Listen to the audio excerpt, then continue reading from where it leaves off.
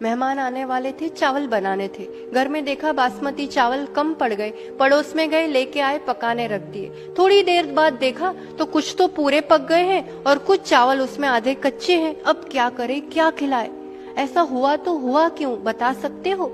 घर के चावल बासमती चावल, जो पड़ोस से लेके आए वो शरबती चावल थे। चावल चावल है, पर दोनों की जाति अलग अलग होने से और फिर उन दोनों का ही एक साथ संयोग होने से रिजल्ट सामने है। मनुष्यों में भी अनेक जातियां होती है, अपने में भी हुम्मड़, खंडेलवाल, पोरवाल, कोई भी जाति हो उसके अपने एक संस्कार, अपने एक गुणवत्ता, अपना एक आचरण होता है। जाति जन्म से होती है, धर्म धारण किया जाता है। हमने अपने पूर्व पुरुषार्थ से एक उच्च कुल और विशेष जाति में जन्म लिया है, ये हमने खुद चुना है। अब हम अपनी जाति छोड़ करके फिर अन्य विजाति दूसरी जाति के वर वधू से विवाह करें, फिर उससे संयोग से उत्पन्न होने वाली संतान कौन सी जाति की कहलाएगी, बताओ?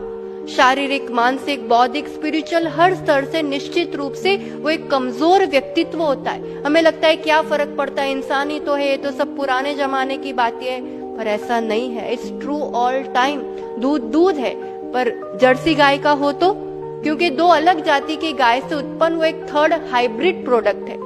जर्सी गाय का दूध अभक्ष है, पीने लायक नहीं है।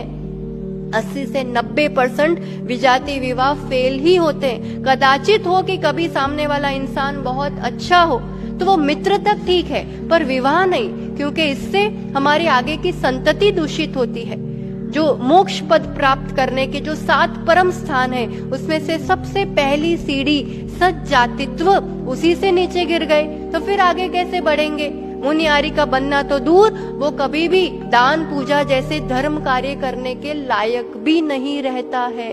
युवक युवतियों, इसलिए क्लियर विजन हो, दृढ़ निश्चय हो कि या तो पूर्ण ब्रह्मचर्य हो या फिर विवाह हो तो अपनी जाति में ही हो, ताकि किसी भी रिश्ते में आगे बढ़ने से पहले एक मर्यादा और सावधानी बनी रहती है। एक व्यक्ति के क्षणिक मोह के पीछे जन्मों जन्मों की अपनी कमाई को मत गवाओ। विजाति विवाह विनाश की राह, सज्जातित्व में एक सच्चे धर्मात्मा से विवाह सच्ची राह जो हर चाह पूरी करती है।